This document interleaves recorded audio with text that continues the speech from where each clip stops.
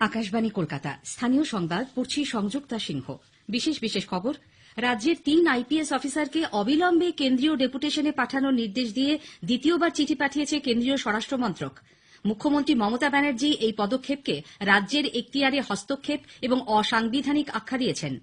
উপনির্বাচন commissioner Sudip জৈনের ডাকা বৈঠকে তৃণমূল কংগ্রেস বাদে সব দলই নির্ভুল ও স্বচ্ছ ভোটার তালিকার দাবি জানিয়েছে। শেষ পর্যন্ত দলের সঙ্গে সম্পর্ক ছিন্ন করলেন শুভেন্দু অধিকারী। অন্যদিকে পশ্চিম বর্ধমানের তৃণমূল কংগ্রেস জেলা সভাপতি ও আসানসোল পুর নিগমের প্রশাসক পদে ইস্তফা দিলেন জিতেন্দ্র তিওয়ারি। 55 বছর পর ফের চালু হল হলদিবাড়ি চিলাহাটি ভারত বাংলাদেশ রেল যোগাযোগ। কলকাতার যেকোনো শ্মশানে এবার কোভিড রোগীর দেহ সৎকার করা যাবে। করোনা সংক্রমণ এড়াতে মাস্ক পরুন ও ঠিকভাবে পরুন, 2 গজ দূরে থাকুন, নিরাপদ দূরত্ব বজায় রাখুন, হাত ও মুখ পরিষ্কার পরিচ্ছন্ন রাখুন। আসছি বিস্তারিত খবরে। রাজ্যের 3 আইপিএস অফিসারকে অবিলম্বে কেন্দ্রীয় ডেপুটেশনে পাঠানোর নির্দেশ দিয়ে দ্বিতীয়বার নবান্নে চিঠি পাঠাল কেন্দ্রীয় স্বরাষ্ট্র মন্ত্রক। প্রেসিডেন্সি রেঞ্জের ডিআইজি প্রবীণ ত্রিপাঠীকে সশস্ত্র সীমাবল এসএসবিতে 5 বছরের জন্য ডেপুটেশনে যেতে বলা হয়েছে। তিনি হবেন এসএসবির ডিআইজি। এডিজি দক্ষিণবঙ্গ রাজীব মিশ্রকে ইন্দো টিবেটান বর্ডার পুলিশ আইটিবিপির আইজি পদে 5 বছরের জন্য ডেপুটেশনে যেতে হবে। ডায়মন্ড হারবারের পুলিশ সুপার ভোলানাথ পান্ডেকে 3 বছরের জন্য bureau of police research and ডেভেলপমেন্টে পাঠানো হয়েছে। গত বৃহস্পতিবার ডায়মন্ড হারবার যাবার পথে বিজেপির জাতীয় সভাপতি জগৎ প্রকাশ নাড্ডার কনভয় আক্রান্ত হবার সময় এই 3 আইপিএস অফিসার নিরাপত্তার দায়িত্বে ছিলেন। মুখ্যমন্ত্রী মমতা ব্যানার্জি স্বরাষ্ট্র মন্ত্রকের নির্দেশকে রাজ্যের এখতিয়ারে হস্তক্ষেপ এবং পশ্চিমবঙ্গে কর্মরত অফিসারদের মনোবল ভাঙার চেষ্টা বলে বর্ণনা করেছেন। টুইট করে তিনি বলেছেন, নির্বাচনের আগে এই পদক্ষেপ যুক্তরাষ্ট্রীয় কাঠামোর মূল ধারণার পরিপন্থী, অসাংবিধানিক এবং কোনো মতেই গ্রহণযোগ্য নয়। বকলমে রাজ্য প্রশাসনের ওপর কেন্দ্রের নিয়ন্ত্রণ কায়েমের খোলাখুলি চেষ্টা তারা বরদাস্ত করবেন না।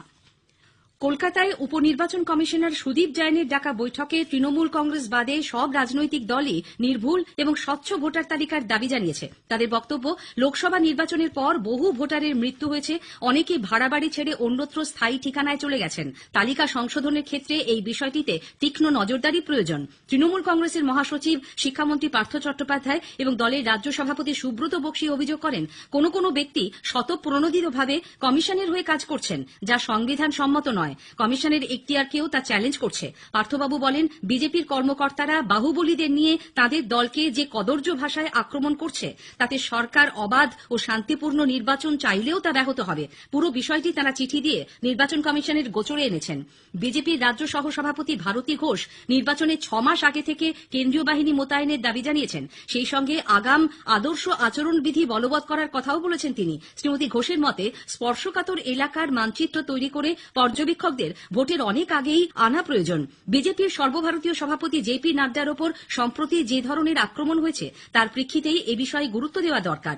সিপিআইএম এর পক্ষে শ্রমিক লাহিড়ী অভিযোগ করেন, রাজ্যে জনসংখ্যা বৃদ্ধির হারের চেয়ে 3 থেকে 5% বেশি ভোটারকে তালিকাভুক্ত করা হয়েছে। এর আগে 4500 ভুয়ো ভোটারের নাম দেওয়া হয়েছিল, কিন্তু তালিকা থেকে তা বাদ দেওয়া হয়নি। কমিশনকেই স্বতঃপ্রণোদিত হয়ে বিভিন্ন পুরসভা থেকে মৃত ব্যক্তিদের নাম সংগ্রহ করে সংশোধিত ভোটার তালিকা তৈরি করতে হবে।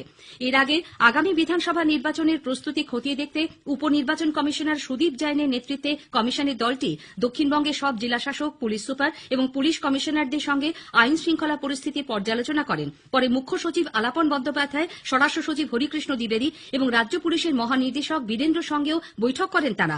উল্লেখ্য, করোনা পরিস্থিতির জন্য এবারই প্রথম বৈঠকে স্বাস্থ্য সচিব নারায়ণ স্বরূপ নিগম উপস্থিত ছিলেন। পরিস্থিতি যেদিকে যাচ্ছে তাতে বিজেপি কেন্দ্রীয় বাহিনীকে রাজ্যে নির্বাচনের আগেই চায় বলে দলের রাজ্য সভাপতি দিলীপ ঘোষ জানিয়েছেন। আজ হুগলি জেলার সিঙ্গুরের বুড়ি গ্রামে কৃষকদের সঙ্গে চায় পে চর্চায় তিনি যোগ দিয়েছিলেন। আমরা চাইবো আগে আসুক, মানুষের মনের মধ্যে যে ভয় আছে সেটা দূর হয়। আমার মনে হয় যে পরিস্থিতি তৈরি হচ্ছে, ভয় দেখাবার লোক খুঁজে পাওয়া যাবে না। দিদিমণির তো কোনো সংস্কৃতি নেই, গালাগালির সংস্কৃতি, কামেদারির সংস্কৃতি, বাংলার সংস্কৃতির সর্বনাশ তিনিই করেছেন। মানুষ এদেরকে চিনে গেছে। ফিস্টুন লাগিয়ে আমাদের সভা বন্ধ করে দিয়ে বিজেপিকে আটকানোর চেষ্টা হয়েছে। শেষ পর্যন্ত দলের সঙ্গেও সম্পর্ক ছিন্ন করলেন শুভেন্দু অধিকারী।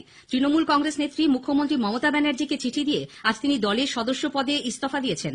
গতকাল বিধায়ক পদে ইস্তফা দেন শুভেন্দু। তার আগে ছেড়েছিলেন মন্ত্রিত্ব এবং বিভিন্ন সাংগঠনিক পদ। মুখ্যমন্ত্রীকে লেখা চিঠিতে শুভেন্দু বলেছেন, তাকে যেসব চ্যালেঞ্জ মোকাবিলার দায়িত্ব এবং সুযোগ দেওয়া হয়েছে সেজন্য তিনি কৃতজ্ঞ। শুভেন্দু অধিকারী বিজেপিতে যোগ দিচ্ছেন বলে পশ্চিম বর্ধমানের তৃণমূল কংগ্রেস জেলা সভাপতি জিতেন্দ্র তিওয়ারি আজ সকালেই সাংবাদিকদের জানিয়েছিলেন, বিকেলে তিনি দলের জেলা সভাপতি এবং আসানসোলের পুর প্রশাসক পদে ইস্তফা দেন। শ্রী তিওয়ারি জানান, তৃণমূল কংগ্রেসের সঙ্গে সব সম্পর্ক ছিন্ন করছেন তিনি। প্রশাসক পদ ছাড়ার পরেই বেশ কিছু দুষ্কৃতীদেরকে পাঠিয়ে পাণ্ডবেশ্বরে আমার যে বিধায়ক কার্যালয় ছিল সেখানে ভাঙচুর করা হয়েছে, সেখানে জিনিসপত্র তুলে নেওয়া হয়েছে এবং সবটাই আমি বিশ্বাস করি যে দলের যারা আছেন নেতারা কলকাতায় তাদের অনুমতি ছাড়া এটা সম্ভব না, তারা এটা করিয়েছে। স্বাভাবিকভাবে ওরা চাইছেন না যে দলে আমি থাকি, তাই জেলা সভাপতি পদ এবং তৃণমূল কংগ্রেসের থেকে আমার সমস্ত সম্পর্ক আমি বিচ্ছেদ করেছি। এদিকে কর্নেল দীপ্তাংশু চৌধুরী দক্ষিণবঙ্গ রাষ্ট্রীয় পরিবহন নিগম এসবিএসটিসির চেয়ারম্যান পদে আজ ইস্তফা দিয়েছেন। মুখ্যমন্ত্রীকে তিনি তার পদত্যাগপত্র পাঠিয়ে দিয়েছেন। শুভেন্দু অধিকারী দল ছাড়ার পর আজ পূর্ব মেদিনীপুরের হলদিয়া বন্দর শ্রমিক ভবনে ওড়ানো হল তৃণমূল কংগ্রেসের পতাকা। শুভেন্দু অধিকারীর ছবি সরিয়ে এদিন অভিষেক বন্দ্যোপাধ্যায়ের ছবি লাগিয়ে দেন দলীয় কর্মীরা। শুভেন্দু অনুগামী হিসেবে পরিচিত হলদিয়া পুরসভার চেয়ারম্যান শ্যামল আদকের অফিস ভবনে তৃণমূল যুব কংগ্রেস কর্মীদের এই তৎপরতায় চাঞ্চল্যের সৃষ্টি হয়েছে। এদিকে জিতেন্দ্র তিওয়ারি দলের জেলা সভাপতি পদে ইস্তফা দেবার পর তাঁর বিধানসভা কেন্দ্র পাণ্ডবেশ্বরের হরিপুরে বিধায়ক কার্যালয়ের নাম বদলে তৃণমূল কংগ্রেস কার্যালয় করা হয়েছে। আসানসোলের পুরসভার প্রশাসক পদ থেকে জিতেন্দ্র তিওয়ারির পদত্যাগের ঘটনায় বিজেপি শাসক দলের সমালোচনা করেছে। কলকাতায় আজ এক সাংবাদিক বৈঠকে দলের রাজ্য মুখপাত্র শ্রমিক ভট্টাচার্য বলেন, এভাবে একের পর এক নেতা দল থেকে বেরিয়ে গেলে গণতন্ত্রের পক্ষে তা অত্যন্ত বিপজ্জনক। রাজ্যের মুখ্যমন্ত্রী মমতা ব্যানার্জির বিরুদ্ধে কারো কোনো ক্ষোভ নেই বলে দাবি করেছেন স্বাস্থ্য প্রতিমন্ত্রী চন্দ্রিমা ভট্টাচার্য। পূর্ব বর্ধমানের তালিতে একটি বেসরকারি নার্সিং কলেজের উদ্বোধনী অনুষ্ঠানে তিনি বলেন, গত 10 বছরে রাজ্যে মেডিকেল কলেজের সংখ্যা 10 থেকে বেড়ে 22 হয়েছে। শুভেন্দু অধিকারীর দলত্যাগ প্রসঙ্গে শ্রীমতী ভট্টাচার্য বলেন, এতে দলের কিছু যায় আসে না। স্থানীয় সংবাদ শুনছেন আকাশবাণী কলকাতা কেন্দ্র থেকে। 55 বছর পর কোচবিহারের হলদিবাড়ি এবং বাংলাদেশের চিলাহাটির মধ্যে রেল যোগাযোগ আজ ফের চালু হল। প্রধানমন্ত্রী নরেন্দ্র মোদী ও বাংলাদেশের প্রধানমন্ত্রী শেখ হাসিনার মধ্যে ভার্চুয়াল শিখর বৈঠকে এর সূচনা হয়। বাংলাদেশের প্রধানমন্ত্রী বলেন, দুদেশের সম্পর্ক আরো ঘনিষ্ঠ করতে অনুঘটক হিসেবে কাজ করবে এই রেল যোগাযোগ। এদিকে আমাদের জলপাইগুড়ির সংবাদদাতা জানাচ্ছেন, দীর্ঘ প্রতীক্ষার পর হলদিবাড়ি চিলাহাটি ট্রেন পরিষেবা চালু হতেই কোচবিহারের হলদিবাড়ির মানুষ আনন্দে উদ্বেল হয়ে ওঠেন। কোভিড মৃতদেহ থেকে কোন রকম সংক্রমণ ছড়ানোর আশঙ্কা না থাকায় শহরের যে কোনো শ্মশানেই কোভিডে মৃত মানুষের দেহের সৎকার করা যেতে পারে বলে কলকাতা পুর প্রশাসক মণ্ডলীর স্বাস্থ্য বিষয়ক সদস্য অতীন ঘোষ জানিয়েছেন। পুর ভবনে আজ তিনি সাংবাদিকদের বলেন, বিশ্ব স্বাস্থ্য সংস্থা ও বিশেষজ্ঞরা বলেছেন, কোভিডে আক্রান্ত হয়ে মৃত মানুষের কাছ থেকে কোনোভাবেই ড্রপলেট ছড়াতে পারে না। ফলে কোভিডে মৃতের দেহ দাহ করার জন্য নির্দিষ্ট শ্মশান রাখার কোনো প্রয়োজন নেই। রাজ্য সরকার মেডিকেল কলেজ খোলার জন্য সরকারি হাসপাতাল বেসরকারি সংস্থাকে ভাড়া দেবার সিদ্ধান্ত ঘোষণার পর বীরভূমের বোলপুর মহকুমা হাসপাতালের পেছনে খুলতে চলেছে শান্তিনিকেতন মেডিকেল কলেজ। রাজ্যের স্বাস্থ্য শিক্ষা অধিকর্তার দপ্তর থেকে চিঠি দিয়ে পূর্ব বর্ধমানের ঘুষকরার স্বাধীন society for welfare and development of human ইনিশিয়েটিভসকে এমবিবিএস পাঠ্যক্রম চালু করার অনুমতি দেওয়া হয়েছে। এর আগে জাতীয় মেডিকেল কমিশন এই সংস্থাকে ডাক্তারি পড়ানোর ছাড়পত্র দেয়। এদিকে ডক্টরস ফর ডেমোক্রেসির পক্ষে ডাক্তার মানস গুমটা রাজ্য সরকারের পদক্ষেপের তীব্র বিরোধিতা করেছেন।